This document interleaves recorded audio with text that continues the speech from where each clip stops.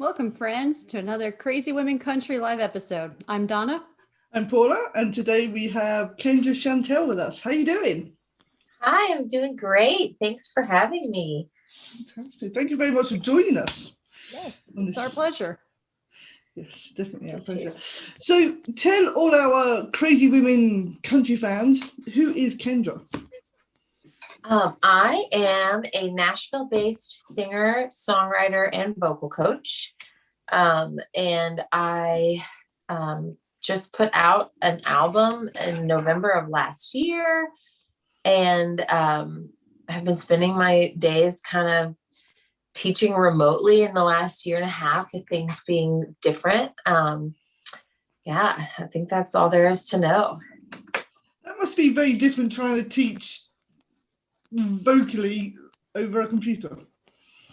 It is different, and that's the best word for it, because different doesn't mean bad or not good, but it is different. And that's always my advice to people that are hesitant to try it. I'm like, don't expect it to be like when you're in a room with somebody, and it will go much better. Expect the unexpected. That's very cool. Yeah. Absolutely. That's perfect. So we have to mention you were on American Idol season 10. So tell us, what was the experience like going into that? Because it was a huge competition, obviously, as we see through the lens of American Idol cameras, but from your point of view. Yeah, it was definitely a crazy experience, but a really great one. I feel like I was on one of the last seasons where American Idol was like the lone singing show. Mm-hmm. Right after that time was when you saw The Voice, and so many other singing competitions kind of come to TVs as well. But like, I was in that last little season where it was just American Idol. And it was an extra special year because Steven Tyler was one of the judges. That is easily my favorite detail. He's the coolest.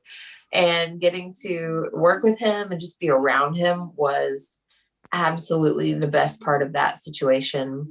But yeah, it was a great experience. It opened a lot of doors for me. It was a really fun time. I got to perform on some pretty amazing stages because of that. So I have nothing but gratitude for that time. Wonderful. I must admit, I don't normally watch these shows. I'm terrible. And Donna's like, oh, she was on these shows. Yeah. I'm like, I don't watch. I don't watch them either. I totally get it. The first few in the UK we kind of watched because it was funny to see the people who were not perfect. But then it just got, I don't know, every year, and then, people rave about it. But I never really got into the reality TV kind of thing. And this is the only reality TV I watch is singing competitions. And it started way back when Kelly Clarkson was on. You know, I remember I was bartending part-time back then, and I turned off, and I usually had sports on, but I turned it off and I put this on, and everyone's like, oh, this is interesting. I'm like, thank you, because we're going to leave it on. Yeah. Yeah. But I mean, there have been some amazing acts come out of these TV shows and actually stayed in the industry, and not just sort of, had that one hit wonder and never came back again. So it's good to see that they are working, and it's, it's giving artists another way in, which is really, really good. So yeah. That's cool. And I think the alumni of like American Idol and some of the other newer singing competitions is amazing, because when you look back and you see all of the amazing women and men even that have been on there, and just the amount that they have moved forward and done their own thing outside, and they may not ever have won or even come close to the top 10 or 20 or anything like that, but it gave them that confidence to move forward, I think, in some of them.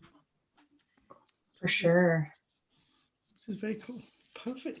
So who are some of the women that have influenced you to do music, obviously? Some of your sheroes? I have so many. I think probably one of my earliest is Tina Turner. I just remember being a very, very tiny little girl and wanting to pin my hair to look like her really shaggy hair in like the early 90s. And I just always loved her because she was so like hanging in a man's world. You know, like rock and roll was such a man's genre, but there was Tina who was the queen of all of it. So I love her. I really love Dolly Parton. I am from East Tennessee, so she is absolutely the queen of our world and always has been. You know, I grew up going to Dollywood for like every single occasion. And, you know, the story of her growing up in this tiny little 2-room home with 10 siblings in the middle of nowhere, East Tennessee, and becoming this icon is amazing. And she just hasn't even slowed down. You know, she's continuing to be a pioneer in so many ways. So it's kind of hard to look farther than Dolly Parton. Yeah, I totally agree. Hard. And I can't imagine being her age and still doing what she does. And she's just, as you said, she never stops.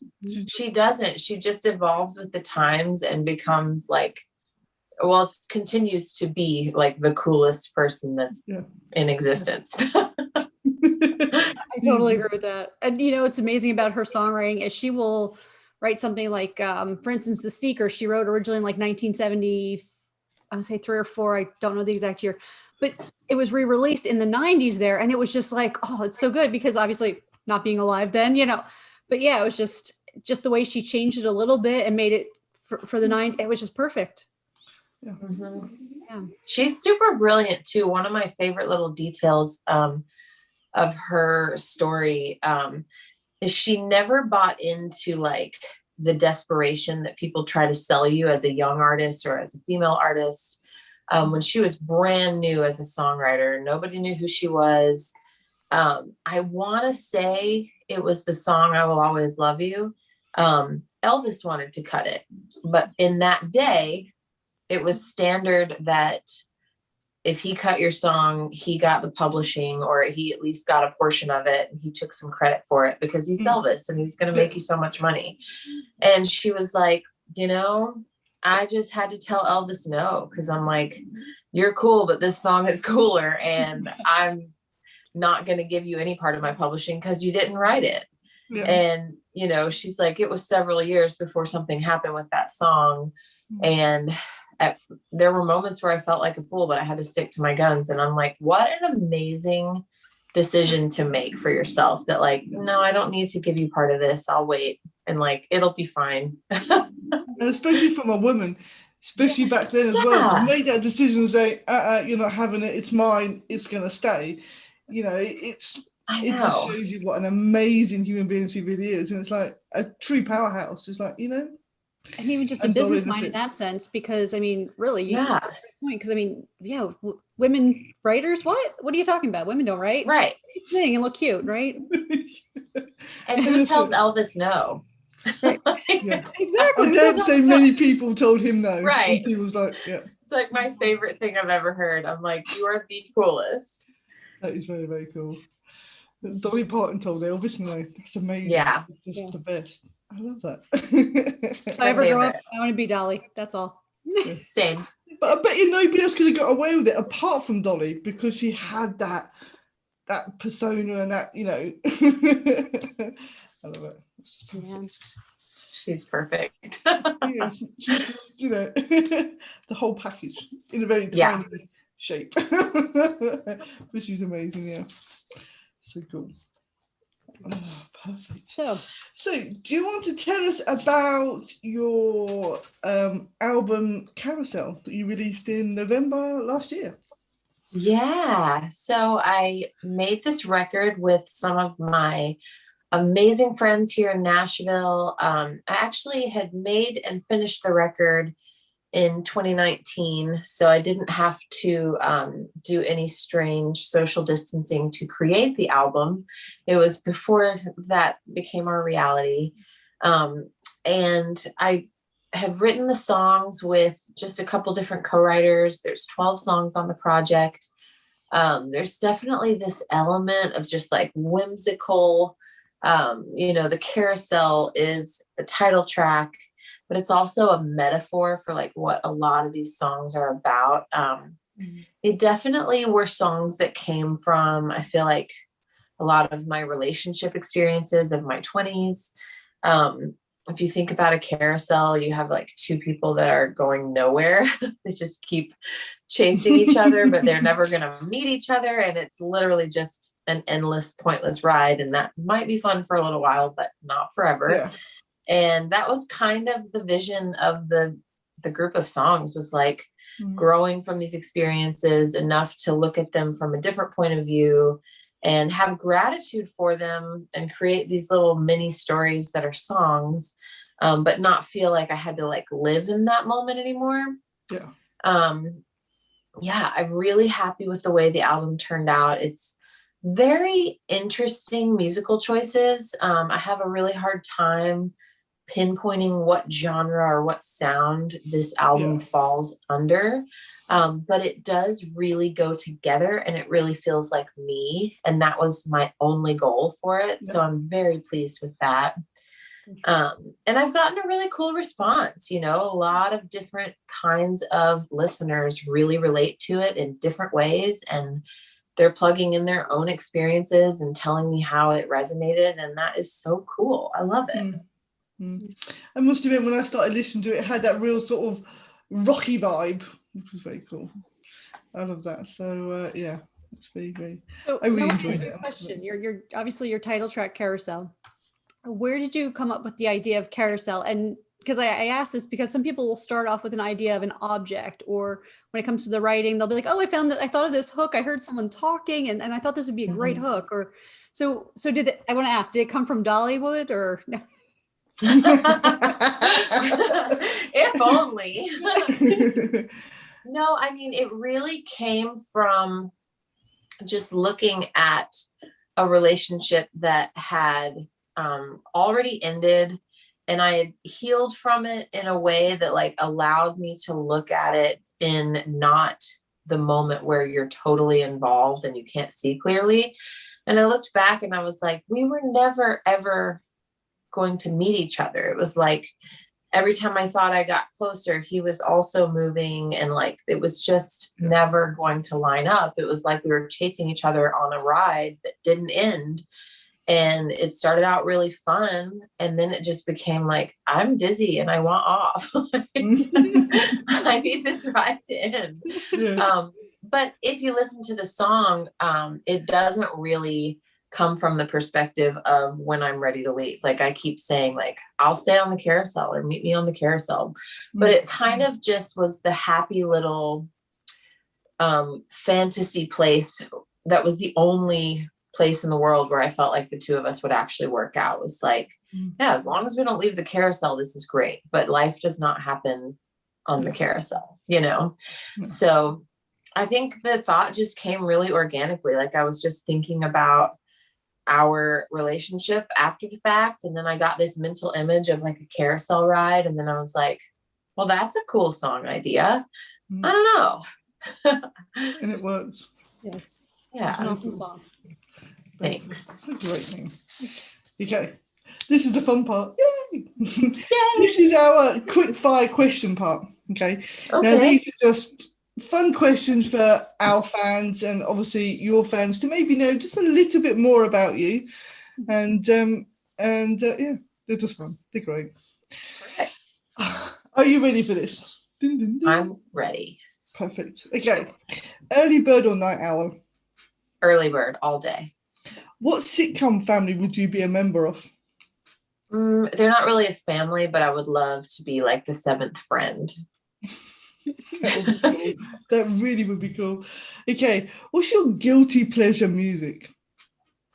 Ooh, see, I have a hard time calling anything a guilty pleasure, because why have any guilt over it if you love it?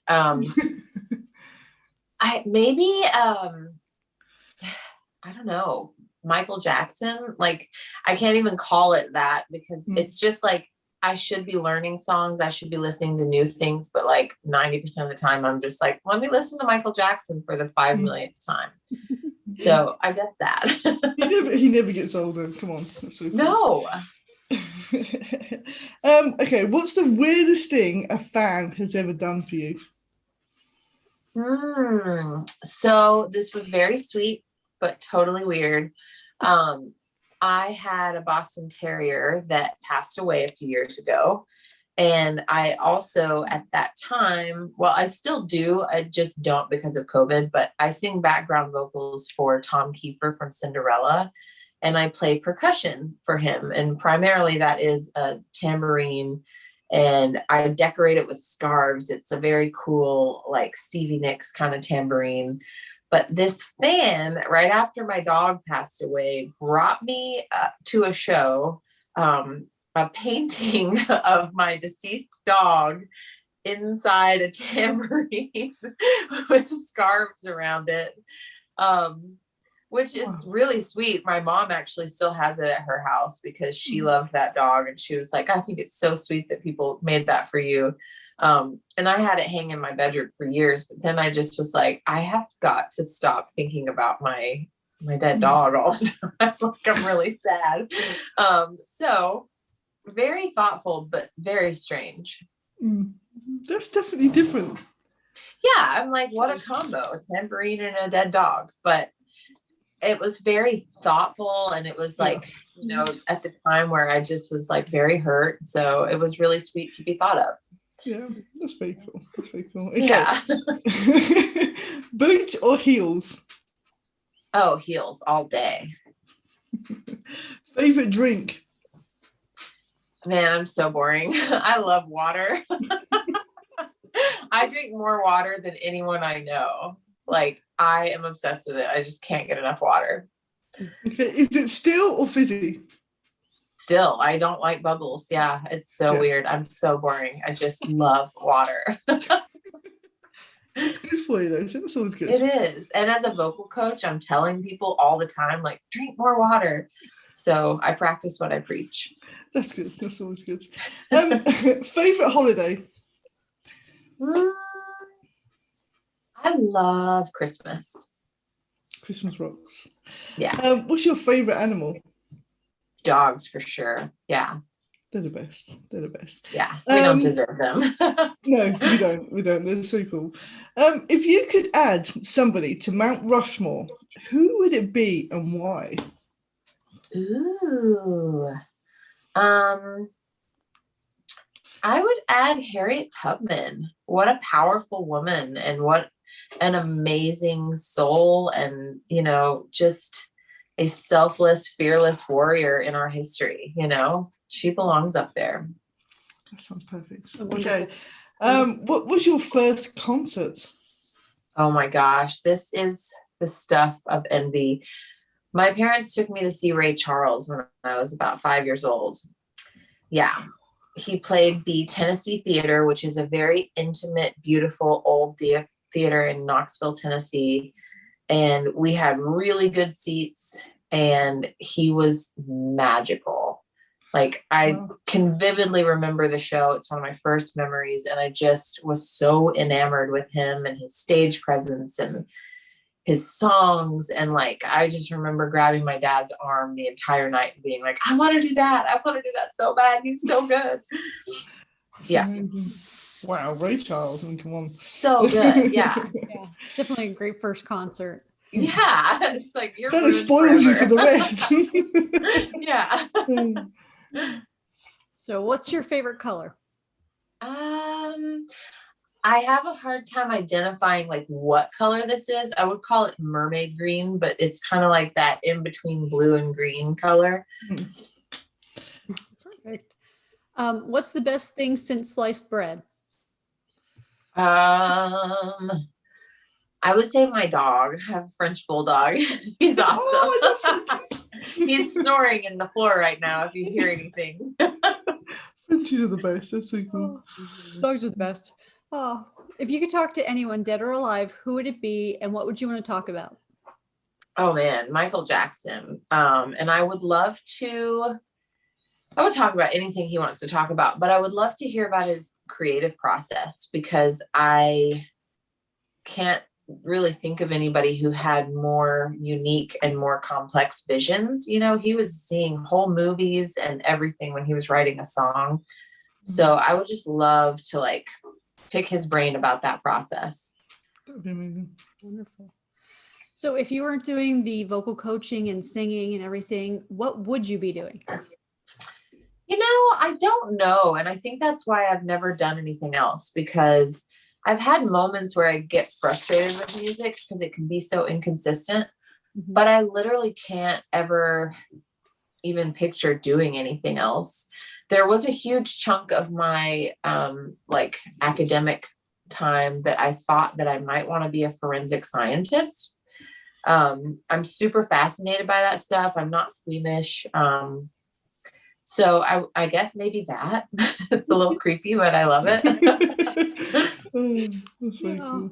Well, if you could be a Disney character, what character would you be? Ooh, I think Jasmine. I always really loved her. She's very cool. Yeah. What's your favorite ice cream flavor? Any and all of it. I think my favorite is mint chocolate chip, but I actually had some Jenny's ice cream today. I don't know if anyone outside of Nashville knows anything about Jenny's, but it's like our local, really amazing ice cream place. And they have super weird flavors. Like I had wild lavender ice cream today, and it was so good.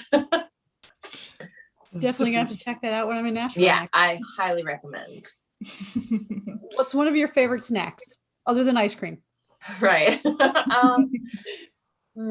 Anything chocolate. I love chocolate. It's definitely my drug of choice. Drug of choice. Yes. So hypothetically, a friend comes to you and says, I need to hide a body. Do you know a good place? Oh yeah. And depending on who the friend is, I would maybe not ask questions, but I like that. Depends if you're a good enough friend or not. Depends. Right. There's a very short list of people I would even consider that for, but it's like, if it's one of your ride or die, best friends, you're just like, don't tell me the details. Let's do this. I love that. That's very cool. What would be a good theme song for your life? Man, this is a great question. And this is something that I've actually thought about too much, because something about long drives on a tour bus, people start having the conversation of if your life had walk-on music, what would it be? I still don't know. Maybe, gosh, I want to pick something by Dolly Parton, but it's got to be the right something, I don't know. I've never been able to answer this. But I'll say something Dolly Parton and something sassy. Perfect. That works Yeah. too. So I think we're gonna have to go to a side note and have a little thing about conversations on a tour bus next. Yeah, that'd be so Oh my cool. gosh, that could be a whole episode. I can imagine some of them will be quite fun. Oh yeah. Tell us, what song or album should we listen to before we die? Ooh, so I absolutely think everyone should hear my friend Brad Sample's latest record. He just put it out, I think, a couple weeks ago, and it's called Ghosts of Love. And I did a bunch of the background vocals on it. That's not why I think you should listen to it. That's just a fun bonus. He's just a tremendous artist, and he played the drums and the guitars, and he wrote the whole record himself, and he sang it all and arranged it all and produced it. He's one of those freaks of nature, and it's just the greatest thing I've heard lately. And if I didn't know him, I would still hear it and want to obsessively listen over and over again. So I think you all need to hear that before you die. Perfect. You heard it, guys. Check that out soon. Yeah, get on it. Okay, last question. Who is your favorite CWC host? Oh man, it's a tie. You're both so wonderful. You did that too coolly. I was like, yeah, this is it. Yeah, I'm not going to rock the boat. You guys are a team. That's what makes it so great. Yes, that's so cool. But we have had a few people start to think and realize what we've asked. And they're like, no. Quite funny. This can't go well. You need to say both of them or else. Yeah. But I still like when they pick Tigger or Bilbo the dog. Yeah, I love when they pick those. You know, just cracks me up. Yeah, the animals have definitely had more votes than we have, that's for sure. I mean, like we said, we don't deserve them. We don't. Animals We are don't. wonderful. They're so fun. Yeah. That's so cool. So everybody, make sure you go to all areas to download, streaming areas, that'd be good, to download Kendra's album, because it is absolutely amazing. Thank It you. should be a part of your collection. Yeah, we look forward to new music. So what's planned for the rest of the year? So I actually have a single coming out in a couple days. And this is the funniest little song. I call it my COVID love song because I never thought that would be a thing. But I got to be a part of this amazing compilation album with an organization called Rock by the Sea. They normally do this really fun get together with about 10 different artists, and historically they'll take all these artists to a beautiful location, usually a beach house in like Key West, and they'll lock everybody in a house together for a week, and everyone will write songs together and record the album together and, you know, collaborate, and then they put this record out and it goes out into the world. And they are a charity, so they use the album to like raise money, which is really cool.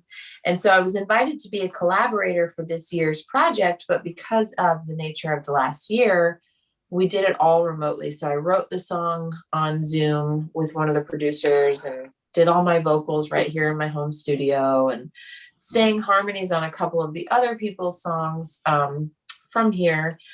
But the song that I wrote is called Missing You. And it's pretty much about like all the things I missed during lockdown. But I didn't miss my husband because we've never gotten to spend so much time together. So it's like I never did I ever think I would be writing a COVID love song, but here we are. So cool. And it comes out Thursday, so it'll be everywhere you can stream or buy music. And, I'm really excited about it. It's very cool. I must admit, the way you started to describe it, it sounded like a horror movie in the making. Everybody in his house, you know what I mean? They're stuck there for a week. Who's gonna be dead first? Right. And I have to admit, like, I'm pretty introverted. Obviously, I don't love all of the contributing factors to why the last year has been the way that it has been, but it hasn't been all bad for me. Like, I love alone time. The idea of being locked in a house with a bunch of people I don't know for a week is a lot. So I'm like, this was a great way to do this. Perfect. It's a perfect year to be on it. That's so cool. Yeah. Yes. And now, have you done a lot of co-writes over Zoom? Because I know that's one thing that I've done lately, and I really enjoy that. But yeah, I've done a handful, and they've gone really well.